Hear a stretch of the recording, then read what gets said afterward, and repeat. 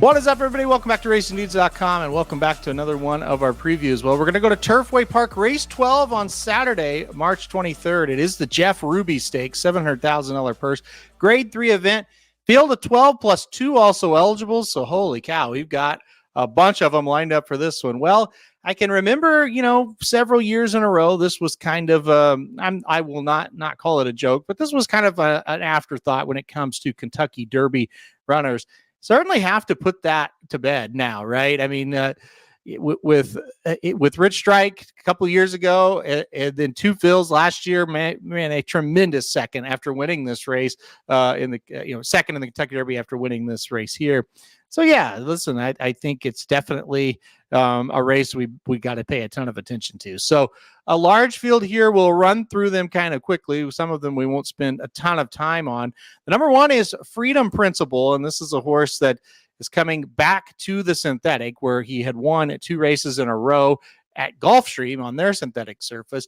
Tried turf races against much tougher company, ran 4th, beaten 3 1/4, and then ran 9th, beaten 6 lengths. Those were 2 tough races down at Gulfstream Park. So back to synthetic definitely helps, kind of used to this class level. So Freedom Principle does factor in here. The number 2 is Dancing Groom. This horse will be making the synthetic debut after running all his races on the dirt.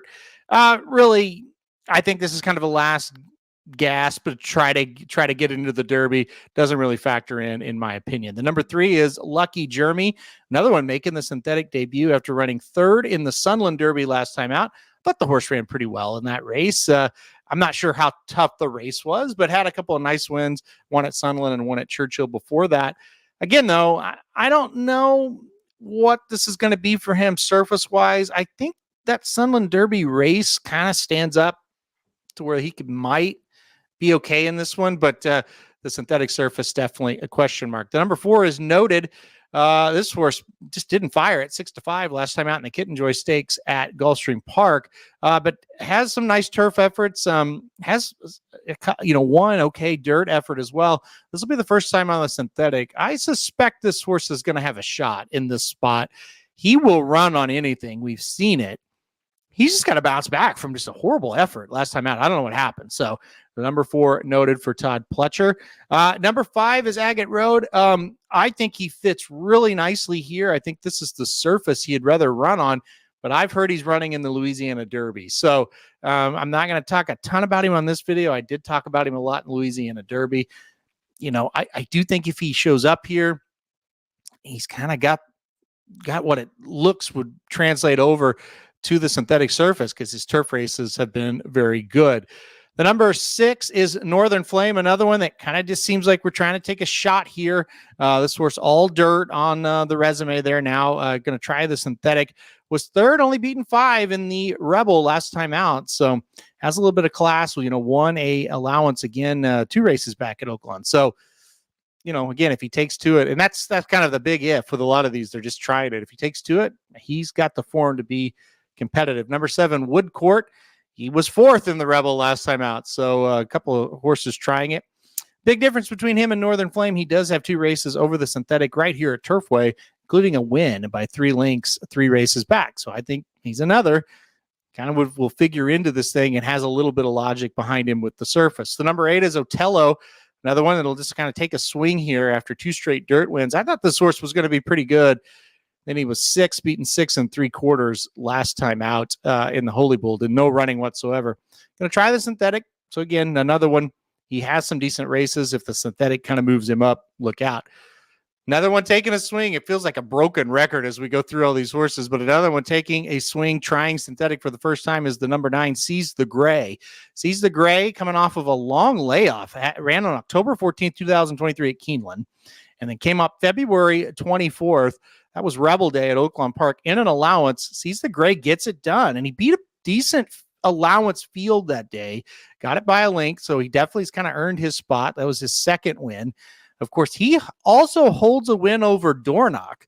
That was way back on July 29th at Saratoga. So, listen, he's no stranger to running against tough horses. Who knows about the surface? If he takes to the surface, this one can definitely be a factor in this race. But again, it is kind of a guess to see what he'll do on the synthetic. We'll keep going. The number 10, Endlessly. He made his synthetic debut last time out at Golden Gate, and he was a winner by a length and a quarter. That was the El Camino Real Derby. He comes right over here. It makes a ton of sense to bring him right here. He had really nice form over the turf before winning that race at Golden Gate. If they go fast up front, I think he will be very tough to hold off. So the number 10 Endlessly comes in here, and he does have the advantage over several we've talked about. He has a race over a synthetic surface. Another one who does it, the number 11 Baytown Chatterbox. This horse all races on the dirt, and they've been to some weird places, including Charlestown last time out. This horse is coming out of a 4.5 furlong allowance race at Charlestown, where he lost to this race here, the Jeff Ruby Stakes. This is one we don't need to talk about much more than that. Number 12, West Saratoga. He's coming out of those two races at Tampa, where he got beat 12.5 by Bookham Dano, who's very good, by the way. And he got beaten 6.5 in the Sam F. Davis. All dirt in 9 starts, going to try synthetic. They're just taking a swing, just trying, hoping, praying to get into the Derby. 2 also eligibles. The number 13, Circle P. This is a horse that, well, again, another one will be making his synthetic debut if he gets into the gate. And the number 14, Triple Espresso. This horse makes a lot of sense from the standpoint of he's been running on the turf. And so all 5 races on the turf, been running against some decent horses. If he gets into the field, he fits from a synthetic standpoint, so he would be interesting. All right, that is the field. We'll go to my win pick now. I'm going to go number 10, Endlessly, to win this thing. I see a ton of speed lined up in this race. If some of the speed was to scratch out for some reason, maybe I would go a different direction, but Endlessly to me looks awfully good, and I really like how they got a race over the synthetic surface. I know it was Golden Gate, but still, we got turf form, we've got a little bit of synthetic form. That shouldn't be a problem. Rispoli comes in to ride for the second straight time. I think he's going to be a very tough one to hold off. So I put number 10, Endlessly, on top in the Jeff Ruby Stakes. All right. For exacta and trifecta plays, make sure to check out the premium products, and also for free win picks at Turfway Park all day long on Saturday, or any day they run, or any track anywhere. Go to racenews.com. Check out the free picks. All right, guys. Thanks, everybody, for watching this video.